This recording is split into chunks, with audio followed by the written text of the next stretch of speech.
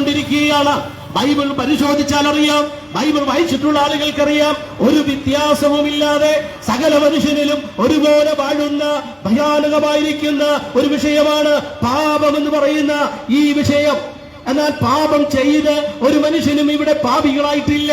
ബൈബിളിന്റെ ആദ്യ പുസ്തകമായ ഉൽപ്പത്തി പുസ്തകം മുതൽ നാം വളരെ സശ്രദ്ധം വീക്ഷിച്ചാൽ അറിയാം, ഏക മനുഷ്യനാൽ പാപവും പാപത്താൽ മരണവും ലോകത്തിൽ വന്നു എന്ന് ബൈബിൾ പറയുകയാണ്. വിശ്വപ്രസിദ്ധമായിരിക്കുന്ന റോമാലേഖനം ചമച്ച പണ്ഡിത മുഖവനായ പൗലോസ്ലീഹ പറയുന്നത്, ഏക മനുഷ്യനാൽ പാപം, ഏകന്റെ അനുസരണക്കേടനാൽ മരണം എന്നൊക്കെയുള്ള പദപ്രയോഗങ്ങളാണ് വിശുദ്ധ ബൈബിളിൽ നാം കാണുന്നത്. അങ്ങനെയെങ്കിൽ പറയട്ടെ, പാപം ചെയ്ത് പാപിയായത് ഒരൊറ്റ വ്യക്തി മാത്രമാണ്. അത് ആദാം എന്ന് പറയുന്ന ദൈവം സൃഷ്ടിച്ച ആദ്യത്തെ മനുഷ്യനാണ്.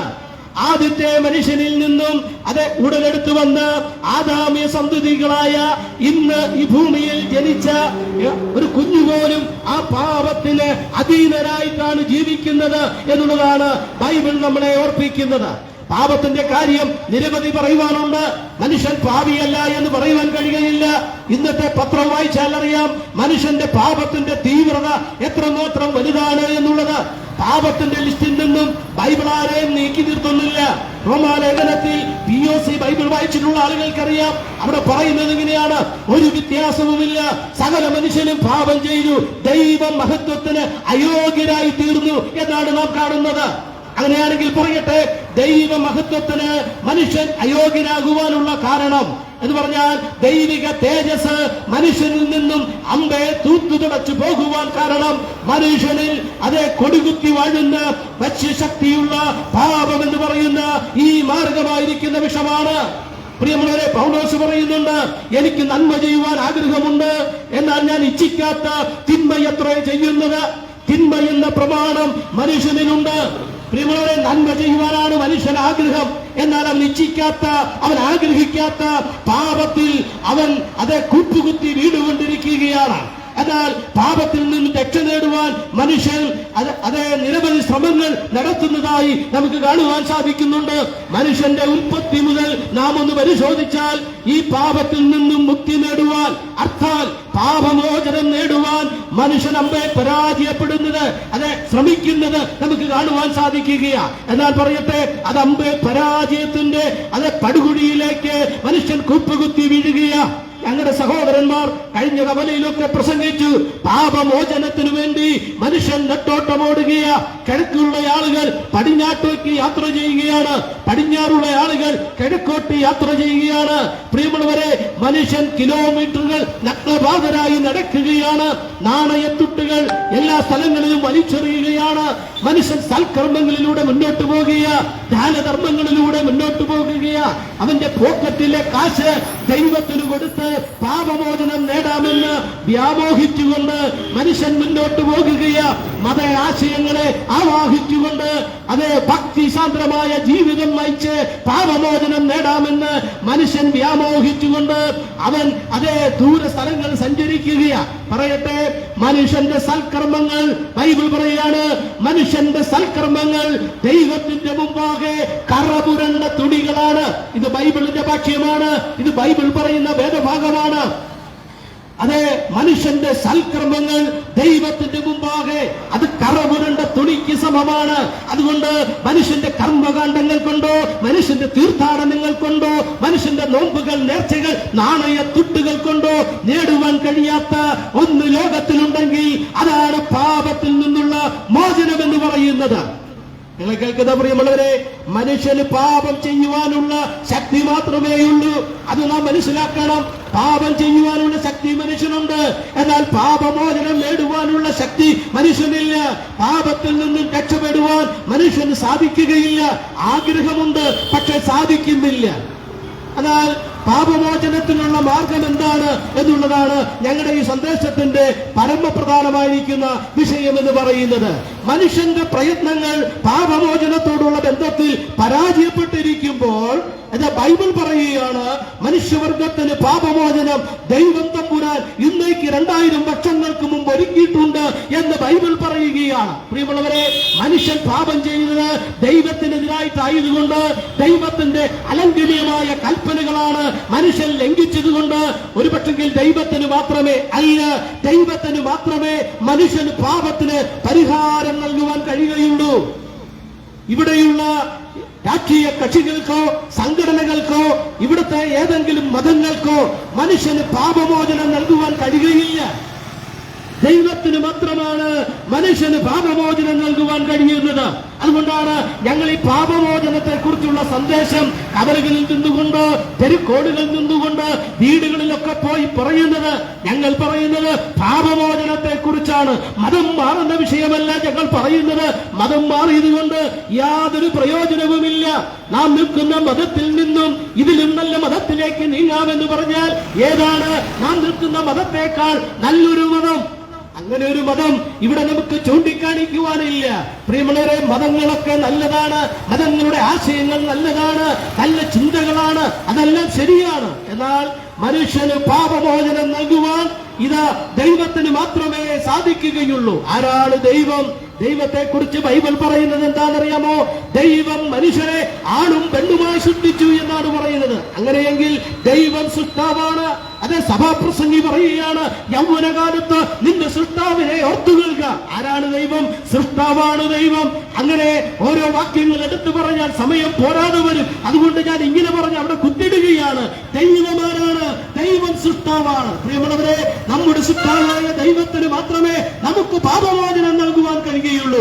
ആ ദൈവത്തിന് മതമില്ല കേട്ടോ, ആ ദൈവത്തിന് ജാതിയില്ല കേട്ടോ, ആ ദൈവത്തിന് ഇസമില്ല കേട്ടോ, ആ ദൈവത്തിന് കറുത്തവനെന്നോ വെളുത്തവനെന്നോ ഇല്ല, ആ ദൈവത്തിന് പണ്ഡിതനെന്നോ പാമരനെന്നോ ഇല്ല, ആ ദൈവത്തിന് പണമുള്ളവനെന്നോ പണക്കാരനെന്നോ പാവപ്പെട്ടവനെന്നോ ഇല്ല, ആ ദൈവത്തിന് പ്രത്യേകമായിരിക്കുന്ന കാറ്റഗറിയൊന്നുമില്ല. അപ്പോസ്തല പ്രവൃത്തി 10-ാം അധ്യായത്തിൽ ആ ദൈവത്തെ കുറിച്ച് പ്രസംഗിച്ച അപ്പോസ്തലൻ പറയുന്നത് എങ്ങനെയാണ്? ദൈവത്തിന് മുഖപക്ഷമില്ലല്ലോ എന്നാണ്. ഞങ്ങളെ കേൾക്കുന്ന പ്രിയമുള്ളവരെ, ഞങ്ങൾ പ്രസംഗിക്കുന്ന ദൈവത്തിന് മുഖപക്ഷമില്ല. ഏത് ജാതിയിൽപ്പെട്ടവനെയും അംഗീകരിക്കുന്ന, ഏത് ജാതിയിൽപ്പെട്ടവനെയും സ്വീകരിക്കുന്നവനാണ് ഞങ്ങൾ പ്രസംഗിക്കുന്ന ദൈവം. ഞാൻ പറയട്ടെ, ആശയത്തിലേക്ക് വരട്ടെ. ആ ദൈവത്തോടാണ് മനുഷ്യൻ പാപം ചെയ്തത്.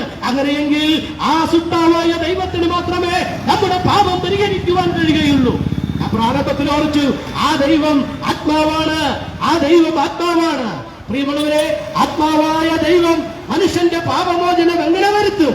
അവിടെയാണ് ഈ സുവിശേഷ സന്ദേശത്തിന്റെ പ്രസക്തി നിലകൊള്ളുന്നത്. ആത്മാവാകുന്ന ദൈവം ജഡമെടുത്തു എന്നാണ് ബൈബിൾ പറയുന്നത്. ഫിലിപ്പിയ ലേഖനത്തിൽ അതേ പൗലോസ്ലീഹ വീണ്ടും ആവർത്തിച്ചു പറയുകയാണ്, ദൈവരൂപത്തിലിരിക്കെ ദൈവത്തോടുള്ള സമത്വം മുറുകെ പിടിച്ചുകൊള്ളണം എന്ന് വിചാരിക്കാതെ ദാസരൂപമെടുത്ത് വേഷത്തിൽ മനുഷ്യനായി, ഇതാ ആത്മാവാകുന്ന ദൈവം വേഷത്തിൽ മനുഷ്യനായി ഈ ലോകത്തിലേക്ക് അവതരിക്കുകയാണ്. അതാണ് വാഴ്ത്തപ്പെട്ട് കർത്താവായ യേശുക്രിസ്തു. യേശുക്രിസ്തു ഈ ഭൂമിയിലേക്ക് വെറുതെ വന്നതല്ല. വിശുദ്ധ ബൈബിൾ വായിച്ചിട്ടുള്ള ആളുകൾക്കറിയാം, പഴയ നിയമം ആകമാനം പരിശോധിച്ചാൽ യെശയ്യാവ് മുതൽ സക്രിയാവ് മുതൽ മലാക്കി മുതൽ ഓരോ പ്രവാചകന്മാരും യേശുക്രിസ്തുവിന്റെ ഈ ഭൂമിയിലേക്കുള്ള മനുഷ്യവതാരത്തെ കുറിച്ച് അവർ പ്രവചിച്ചു വെച്ച കാര്യങ്ങൾ വളരെ വ്യക്തമായി ബൈബിൾ സൂചിപ്പിക്കുന്നുണ്ട്. യെശയ്യാ പ്രവാചകൻ 7-9 അധ്യായങ്ങളിൽ ഇങ്ങനെ പറയുകയാണ്, കന്യക ഗർഭിണിയായി ഒരു മകനെ പ്രസവിക്കും. പ്രിയമുള്ളവരെ, യേശു ജനിക്കുന്നതിന് ഏകദേശം 700 വർഷങ്ങൾക്ക് മുമ്പ് പ്രവാചകന്മാർ പറയുകയാണ്, മനുഷ്യവർഗത്തിന്റെ പാപം പരിഹരിക്കുവാൻ ദൈവമായിരിക്കുന്നവൻ മനുഷ്യനായി ഭൂമിയിലേക്ക് വരുവാൻ പോകുകയാണ്. പ്രിയമുള്ളവരെ, ആ യേശുക്രിസ്തു എന്ന് പറയുന്നത് പ്രവചനത്തിന്റെ പൂർത്തീകരണമാണ്. ഇവിടെ ജനിച്ചിരിക്കുന്ന ഏതെങ്കിലും അതേ വലിയ മനുഷ്യന്റെ, ഏതെങ്കിലും പുണ്യപുരുഷന്മാരുടെ ഒക്കെ ജനനത്തെ കുറിച്ച് പ്രവചിച്ചിട്ടുള്ള ഏത് കൊട്ടാര ജ്യോത്സ്യന്മാരാണ് നമ്മുടെ നാട്ടിലുള്ളത്? ഇല്ലേ, ഇല്ല. എന്നാൽ യേശുക്രിസ്തുവിന്റെ ഈ ഭൂമിയിലെ ജനനത്തെ കുറിച്ച് യെശയ്യാ പ്രവാചകൻ പ്രവചിച്ചിരിക്കുകയാണ്. കന്യക ഗർഭിണിയായി ഒരു മകനെ പ്രസവിക്കും, അവന് ദൈവം നമ്മോട് കൂടെ എന്നർത്ഥമുള്ള ഇമ്മാനുവേൽ എന്ന് പേരിടണം. പ്രിയമുള്ളവരെ, യേശുക്രിസ്തു ദൈവം മനുഷ്യനായിട്ട് ഈ ലോകത്തിലേക്ക് വന്നതാണ്. പലരും യേശുക്രിസ്തു ദൈവമാണെന്ന് അംഗീകരിക്കുന്നില്ല. അതൊക്കെ ഞങ്ങൾക്കറിയാം. എന്നാൽ ബൈബിൾ പറയുന്നത് അവൻ സത്യദൈവമാണ്, അവൻ നിത്യജീവനാണ്. യേശുക്രിസ്തു ദൈവമാണ്, അവൻ സത്യദൈവമാണ്. അവൻ വേഷത്തിൽ മനുഷ്യനായിട്ട് ഈ ഭൂമിയിലേക്ക് വന്നു. പ്രിയമുള്ളവരെ, 33 തിരുവയസ്സ് വരെ യേശുക്രിസ്തു ഈ ഭൂമിയിൽ ജീവിച്ചു. എന്നെ കേൾക്കുന്ന പ്രിയപ്പെട്ടവർ പറയട്ടെ, യേശുക്രിസ്തു ജനിച്ചതുപോലെ ഈ ലോകത്തിൽ ആരും ജനിച്ചിട്ടില്ല കേട്ടോ. കാരണം എന്താ? യേശുക്രിസ്തു പ്രവചനത്തിന്റെ പൂർത്തീകരണമാണ്. മാത്രമല്ല 33 വരെ തിരുവയസ്സ് വരെ ജീവിച്ച യേശുക്രിസ്തു തന്റെ വാക്കുകൊണ്ടോ തന്റെ നോട്ടം കൊണ്ടോ തന്റെ പ്രവൃത്തി കൊണ്ടോ പാപത്തിന്റെ യാതൊരു ലാഞ്ചനയും വെച്ചില്ല. അതുകൊണ്ടാണ് ഇസ്രായേലിൽ ഒരു സന്ധ്യാസമയം യേശുക്രിസ്തു യഹൂദന്മാരെ വെല്ലുവിളിച്ചൊരു ചോദ്യം ചോദിച്ചു. എന്റെ പാപത്തെ കുറിച്ച് ബോധം വരുത്തുവാൻ കഴിയുന്ന ആരുണ്ട് ഈ ലോകത്തിൽ? ഒരു പക്ഷെങ്കിൽ ഇവിടുത്തെ രാഷ്ട്രീയക്കാർക്ക് അവരുടെ ആശയങ്ങളെ വെല്ലുവിളിച്ച് ചോദിക്കാം, അവർ നടത്തിയ വികസനങ്ങൾ എങ്ങനെയുണ്ട് എന്ന് ചോദിക്കാം. എന്നാൽ അവരുടെ വ്യക്തിത്വം, വ്യക്തിപരമായിരിക്കുന്ന അവരുടെ ജീവിതം എങ്ങനെയുണ്ടെന്ന് നെഞ്ചത്ത് കൈവച്ച് ചോദിക്കുവാൻ കഴിയുന്ന ഏതൊരു നേതാവുണ്ട് ഈ ലോകത്തിൽ? അത് യേശുക്രിസ്തു മാത്രമാണ്. യേശു ചോദിക്കുകയാണ്, എന്റെ പാപത്തെ കുറിച്ച് ബോധം വരുത്തുവാൻ കഴിയുന്ന ആരുണ്ട്? ഇന്നുവരെയും അതിനൊരു ഉത്തരവും ആരും പറഞ്ഞിട്ടില്ല. അതിന് കാരണം എന്താ? യേശുക്രിസ്തുവിൽ പാപമില്ല. ബൈബിൾ പറയുകയാണ്, അവന്റെ വായിൽ വഞ്ചനയില്ല. പ്രിയമുള്ളവരെ, യേശുവിനെ ക്രൂശിക്കുവാൻ ഏൽപ്പിച്ചു കൊടുത്ത പീലാത്തോസ് പറയുകയാണ്, ഈ നീതിമാന്റെ കാര്യത്തിൽ എനിക്ക് പങ്കില്ല. അങ്ങനെ നോക്കിയാൽ യേശു നീതിമാനാണ്, നിഷ്കളങ്കനാണ്, പാപരഹിതനാണ് എന്ന് പ്രഖ്യാപിച്ച നിരവധി ആളുകൾ ബൈബിളിലുണ്ട്. അവരൊക്കെ ക്രിസ്തുവിന്റെ പക്ഷക്കാരല്ല കേട്ടോ, ക്രിസ്തുവിനെതിരായി സംസാരിച്ച ആളുകളാണ്. അങ്ങനെയെങ്കിൽ പറയട്ടെ, യേശു ക്രിസ്തുവിൽ പാപത്തിന്റെ യാതൊരു ലാഞ്ചനയുമില്ല. 33 തിരുവയസ്സായപ്പോൾ യേശുക്രിസ്തു മനുഷ്യവർഗത്തിന്റെ പാപം ഏറ്റെടുക്കുകയാണ്. പ്രിയമുള്ളവരെ, പല ആളുകളും ചോദിക്കുന്ന ചോദ്യമാ, നിങ്ങൾ ക്രിസ്ത്യാനികളൊക്കെ കൂടി യേശുക്രിസ്തുവിനെ കൊന്നിട്ട് എന്തിനാണ് നിങ്ങൾ പ്രസംഗിക്കുന്നത്? യേശുവിനെ കൊന്നത് ഞങ്ങളല്ല, യേശുക്രിസ്തുവിനെ കൊന്നത് ഞങ്ങളല്ല. പിന്നെ എങ്ങനെയാണ് യേശുക്രിസ്തു മരിച്ചത്? വിശുദ്ധ ബൈബിൾ വായിക്കാത്തതിന്റെ കുഴപ്പമാ. ബൈബിൾ പറയുന്നുണ്ട്, യേശുക്രിസ്തു ലോകത്തിലേക്ക് വന്നത് തന്റെ ജീവനെ മറുവിലയായി കൊടുക്കുവാനാണെന്ന്. ബൈബിൾ പറയാണ്, ഞാൻ ശുശ്രൂഷ ഏൽപ്പാനല്ല, ശുശ്രൂഷിപ്പാനും അനേകർക്ക് വേണ്ടി എന്റെ ജീവനെ മറുവിലയായി കൊടുക്കുവാനത്രേ ഞാൻ വന്നത്. അപ്പൊ യേശു തന്നെ പറയുകയാണ്, ഞാൻ മരിക്കുവാൻ പോകുകയാ. യേശു ശിഷ്യന്മാരോട് പറഞ്ഞു, ഞാൻ യെരുശലേമിലേക്ക് സഞ്ചരിക്കുകയാ, യെരുശലേമിലേക്ക് പോകുകയാ. അവരെന്നെ പിടിക്കും, അവരെന്നെ അടിക്കും, അവരെന്നെ കൊല്ലും. പ്രിയമുള്ളവരെ, യേശു ഏകദേശം 50-ൽ പരം പ്രാവശ്യം പുതിയ നിയമത്തിൽ തന്നെ ഞാൻ മരിക്കുവാൻ പോകുകയാണ്, ഞാൻ മരിക്കാൻ വന്നവനാണ് എന്നുള്ള പ്രയോഗങ്ങൾ ആവർത്തിച്ച് പറയുന്നത് നമുക്ക് കാണുവാൻ സാധിക്കും. നമുക്ക് ഇവിടെ ജനിച്ചത് എന്തിനാ? നമ്മളൊക്കെ ജീവിക്കുവാനാണ് നമുക്ക് ഇവിടെ ജനിച്ചത്. നമ്മളൊക്കെ സ്വപ്നങ്ങൾ നെയ്തുകൊണ്ട് ജീവിക്കുകയാണ്. നമ്മുടെ സ്വപ്നങ്ങൾ തീർന്നില്ല. പലപ്പോഴും ഇവിടെ നിന്ന് വിട പറയുമ്പോൾ സ്വപ്നങ്ങളൊക്കെ ബാക്കി വെച്ചാണ് നാം ഇവിടുന്ന് വിട പറയുന്നത്. ഞാൻ പറയട്ടെ, യേശുക്രിസ്തു ലോകത്തിലേക്ക് വന്നത് പ്രിയമുള്ളവരെ മരിക്കുവാനാണ് വന്നത്. അതുകൊണ്ട് ഞങ്ങൾ ഇങ്ങനെ പറയാറുണ്ട്, യേശുക്രിസ്തുവിന്റെ മരണം ഒരു കൊലപാതകമല്ലായിരുന്നു. യേശുക്രിസ്തുവിന്റെ മരണം ഒരു രക്തസാക്ഷി മരണമല്ലായിരുന്നു. യേശുക്രിസ്തുവിന്റെ മരണം ഒരു അപകട മരണമല്ലായിരുന്നു. യേശുക്രിസ്തുവിന്റെ മരണം ഒരു പരാജയപ്പെട്ടവന്റെ മരണമല്ലായിരുന്നു. കാരണം എന്താണെന്നറിയാമോ? പത്രോസ്ലീഹ ഇങ്ങനെ രേഖപ്പെടുത്തി, അവൻ നമ്മുടെ പാപങ്ങളെ ചുമന്നുകൊണ്ട് ക്രൂശിന്മേൽ കയറി. പ്രിയമുള്ളവരെ, മാവേലിക്കരയിൽ ഞങ്ങളെ കേൾക്കുന്ന ഞങ്ങളുടെ സ്നേഹിതരെ നിങ്ങളോട് പറയട്ടെ, മാവേലിക്കരയുടെ പാപം ഏറ്റെടുത്തത് കൊണ്ടാണ് യേശുക്രിസ്തു കാൽവരി ക്രൂശിൽ മരിക്കുവാൻ ഇടയായി തീർന്നത്. യേശുക്രിസ്തു മരിച്ചത് എന്തിനാണെന്നുള്ള ചോദ്യത്തിന് മാവേലിക്കരയോട് വിശുദ്ധ ബൈബിൾ പറയാണ്, നിങ്ങളുടെ പാപം ഏറ്റെടുത്തത് കൊണ്ടാണ്, എന്റെ പാപം ഏറ്റെടുത്തത് കൊണ്ടാണ് യേശുക്രിസ്തു കാൽവരി ക്രൂശിൽ മരിച്ചത്. അതൊരു അപകട മരണമല്ല. ആ മരണമെന്ന് പറയുന്നത് അതൊരു പ്രതീപകരണ മരണമാണ്, അതൊരു പ്രായശ്ചിത്ത മരണമാണ്. നമുക്ക് കൊടുത്തു തീർക്കുവാൻ കഴിയാത്ത പാപക്കടം തീർത്ത ഒരു മരണമാണ് ആ മരണം എന്ന് പറയുന്നത്. മനുഷ്യന് വേണ്ടി ദൈവം മനുഷ്യനായി ഭൂമിയിലേക്ക് വന്ന് അതേ മനുഷ്യന്റെ പാപത്തിന് വേണ്ടി പ്രായശ്ചിത്തമായി ബലിയായി അർപ്പിക്കപ്പെടുകയാണ് ചെയ്തത്. ഞങ്ങൾ ഇങ്ങനെ ഒരു പാട്ട് പാടാറുണ്ട്, പാപക്കടം തീർക്കുവാൻ യേശുവിന്റെ രക്തം മാത്രം, പാപബന്ധനം അഴിക്കുവാൻ യേശുവിന്റെ രക്തം മാത്രം. അതേ ദൈവ കുഞ്ഞാട് എന്ന് പാട്ടുകാരൻ പാടിയിരിക്കുന്നത് ഞങ്ങൾ പാടാറുണ്ട്. ഞങ്ങൾ കേൾക്കുന്ന പ്രിയമുള്ളവരെ, യേശുക്രിസ്തു കുരിശിൽ മരിച്ചത് എന്റെയും നിങ്ങളുടെയും പാപത്തിന്റെ പരിഹാരം എന്നാണ്. അതെന്താണ് അതിന്റെ വ്യവസ്ഥ? എബ്രായ ലേഖനം 9-ാം അധ്യായത്തിൽ സുവ്യക്തമായി രേഖപ്പെടുത്തിയിരിക്കുകയാണ്. രക്തം ചൊരിയാതെ പാപത്തിന് വിമോചനമില്ല. ഒരു പടിയും കൂടി പുറകോട്ട് ചേർത്തെന്ന് പറയുവാൻ ആഗ്രഹിക്കുക. നിയമപ്രകാരം ഏതൊരു വസ്തുവിനെയും ശുദ്ധീകരിക്കുന്നത് രക്തം കൊണ്ടാണ്. രക്തം ചൊരിയാതെ പാപത്തിന് വിമോചനമില്ല. ഞങ്ങളെ മാവേലിക്കരയിൽ കേൾക്കുന്ന ഞങ്ങളുടെ സ്നേഹിതരെ, ഞങ്ങളുടെ സുഹൃത്തുക്കളെ, എത്ര ആളുകളാണ് നമ്മുടെ നാട്ടിൽ രക്തം ചൊരിഞ്ഞിട്ടുള്ളത്? എന്നാൽ അവരുടെ ആരുടെയും രക്തം കൊണ്ട് മാവേലിക്കരയുടെ മണ്ണിൽ ഒരു പാപമോചനം ഉണ്ടായിട്ടില്ല. എന്നാൽ പറയട്ടെ, നസ്രയനായ യേശുക്രിസ്തു കാൽവരി ക്രൂശിൽ ചൊരിഞ്ഞ രക്തം നമ്മുടെ എല്ലാ പാപത്തിന് സമ്പൂർണമായ പരിഹാരം വന്നു എന്നാണ് ബൈബിൾ രേഖപ്പെടുത്തുന്നത്. ഇങ്ങനെയാണ് ബൈബിൾ പറയുന്നത്: അവന്റെ പുത്രനായ യേശുവിന്റെ രക്തം സകല പാപവും, അർത്ഥം നമ്മുടെ എല്ലാ പാപവും പോക്കി നമ്മെ ശുദ്ധീകരിക്കുന്നു. ഈ രക്തത്തിന്റെ പ്രത്യേകത, ഇത് ശുദ്ധീകരിക്കുന്ന രക്തമാണ്. ഈ രക്തത്തിന്റെ മറ്റൊരു പ്രത്യേകത, ഇത് ഹാബേലിന്റെ രക്തത്തെക്കാൾ ഗുണകരമായി സംസാരിക്കുന്ന, അണ്ടർലൈൻ ചെയ്ത് പറയട്ടെ, പുണ്യാഹ രക്തമാണ്. ഈ രക്തം പുണ്യാഹ രക്തമാണ്. ഈ രക്തത്തിന് മാത്രമേ നമ്മുടെ പാപക്കറ കഴുകുവാൻ കഴിയുകയുള്ളൂ. നിങ്ങൾ ഏത് പാപങ്ങൾ ചെയ്ത വ്യക്തിയായാലും, ഏത് മോശമായ ജീവിത ശൈലിയിലുള്ള വ്യക്തിയായാലും, നിങ്ങളുടെ പാപം എത്ര കടുംചുവപ്പായാലും, യേശുവിന്റെ രക്തത്താൽ നിങ്ങളുടെ പാപത്തിന് ശുദ്ധീകരണമുണ്ട്. ബൈബിളാണ് പ്രഖ്യാപിക്കുന്നത്. അതുകൊണ്ട് യേശുക്രിസ്തു 2 കള്ളന്മാരുടെ നടുവിൽ തന്റെ ദേഹം, അതേ അത്തങ്കമേനി അടിക്കും നിന്നയ്ക്കും ഏൽപ്പിച്ചു കൊടുത്ത് ആ ശരീരത്തിൽ നിന്നൊഴുകിയ ചെഞ്ചോര കൊണ്ട് നമ്മുടെ എല്ലാ പാപത്തിന് സമ്പൂർണമായ പരിഹാരം വരുത്തിയിട്ടുണ്ട്.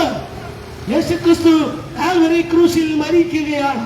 യേശുക്രിസ്തു മരിക്കുകയാണ്. പ്രിയമുള്ളവരെ, ആ മരണവും ആ രക്തച്ചൊരിച്ചിലും നമ്മുടെ എല്ലാ പാപത്തിന് പരിഹാരം വരുത്തി. യേശുവിനെ അരിമത്തയിൽ യോസഫിന്റെ കല്ലറയിൽ അടക്കം ചെയ്തു എന്ന് ബൈബിൾ പറയുകയാണ്. പെട്ടെന്ന് ആ പറഞ്ഞ് ഞാൻ ഈ വാക്കുകൾ അവസാനിപ്പിക്കുവാൻ ആഗ്രഹിക്കുക. പ്രിയമുള്ളവരെ, യേശുക്രിസ്തുവിനെ എല്ലാവരെയും അടക്കം ചെയ്തതുപോലെയൊക്കെ ഏകദേശം അടക്കം ചെയ്തു. അല്പം കൂടി നന്നായിട്ടാണ് ആ സംസ്കാര ശുശ്രൂഷ നടത്തിയത്. എന്നാൽ പറയട്ടെ, പീലാത്തോസും തന്റെ അനുയായികളും യേശുക്രിസ്തുവിന്റെ കല്ലറയ്ക്ക് ഒരു വലിയ ബന്ധോസ് ചെയ്ത് അത് അടക്കി വെക്കുവാനായിട്ടിടയായി. റോമൻ സൈന്യത്തെ മൊത്തം വിന്യസിപ്പിച്ച് റോമൻ അധികാരത്തിന് എന്തൊക്കെ ചെയ്തു കൊടുക്കാമോ അതെല്ലാം ചെയ്തു കൊടുത്തുകൊണ്ട് ഈ കല്ലറയുടെ മുന്നിൽ പട്ടാളത്തെ വിന്യസിപ്പിച്ച് യേശുക്രിസ്തു ഉയർത്തെഴുന്നേൽക്കാതിരിക്കുവാൻ ചെയ്യാവുന്ന എല്ലാ കാര്യങ്ങളും ചെയ്തു. ഞങ്ങളിങ്ങനെ പറയാറുണ്ട്, പീലാത്തോസ് ജീവിച്ചിരുന്ന യേശുവിനേക്കാൾ ഭയപ്പെട്ടത് മരിച്ചുപോയ യേശുവിനെ. കാര്യം എന്താണെന്നറിയാമോ? യേശുക്രിസ്തു മരിക്കുമെന്ന് മാത്രമല്ല പറഞ്ഞത്, താൻ മരിച്ചിട്ട് ഉയർത്തെഴുന്നേൽക്കുമെന്ന് പറഞ്ഞു. അങ്ങനെ പറഞ്ഞിട്ടുള്ള രണ്ടാമതൊരു വ്യക്തിത്വം ലോകത്തിലില്ല കേട്ടോ. യേശുക്രിസ്തുവാണ് പറഞ്ഞത്, ഞാൻ മരിക്കും, മാത്രമല്ല ഞാൻ മരിച്ചിട്ട് 3-ാം ദിവസം ഉയർത്തെഴുന്നേൽക്കും. ഇത് പീലാത്തോസിനറിയാം, പീലാത്തോസിന്റെ കിങ്കരന്മാർക്കറിയാം. അതുകൊണ്ട് തന്നെ ഈ കല്ലറയ്ക്ക് വലിയ ബന്ധോസ് കൊടുക്കുകയുണ്ടായി. അവൻ ഉയർത്തെഴുന്നേൽക്കരുത്.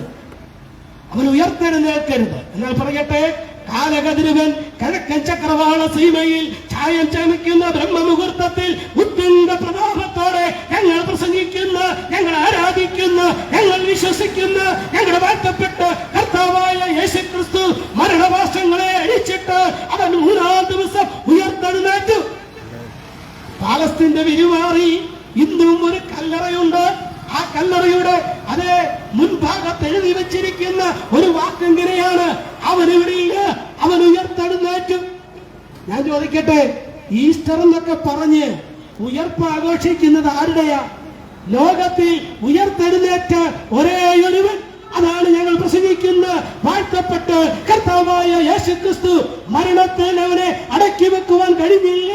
അവൻ ഉയർത്തെഴുന്നേറ്റു. അവൻ ഇന്നും ജീവിക്കുകയാണ്. അവൻ പിതാവിന്റെ വലതുഭാഗത്ത് ഉപവിഷ്ടനായിരിക്കുകയാ. യേശുക്രിസ്തു എന്തിനാണ് ലോകത്തിലേക്ക് വന്നത്? അത് സമ്പൂർണമായി പരിഹരിച്ചതിനു ശേഷം യേശുക്രിസ്തു മരണത്തെ വെന്ന് ഉയർത്തെഴുന്നേറ്റ് സ്വർഗത്തിൽ അത് ജീവിക്കുകയാണ്. താമസമിന് അവൻ വീണ്ടും വരുവാൻ